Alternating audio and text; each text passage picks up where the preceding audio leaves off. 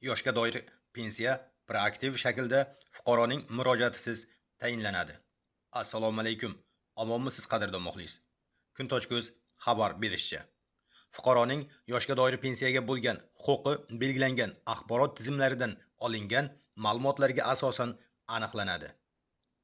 Fuqarolarning davlat pensiya ta'minoti to'g'risidagi qonunga yoshga doir pensiya olish huquqini beradigan yoshga to'lgan fuqarolarga ularning murojaatisiz proaktiv shaklda pensiya tayinlanishini hamda fuqarolarning shunday tartibda tayinlangan pensiyani rad etish huquqini nazarda tutuvchi qo'shimcha va o'zgartirishlar kiritildi.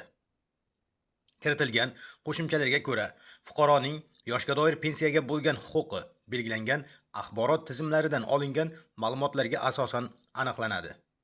Agar fuqaro proaktiv shaklda tayinlangan pensiya miqdoridan norozi bo'lsa yoki mehnat faoliyatini davom ettirish va keyinchalik yoshga doir pensiyaga chiqish istagini bildirsa, u pensiyani rad etish huquqiga ega.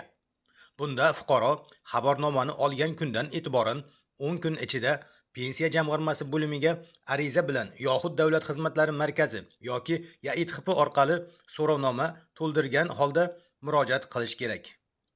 Pensiya tayinlash to'g'risidagi ariza va so'rovnoma 10 kundan kechiktirmay ko'rib chiqiladi.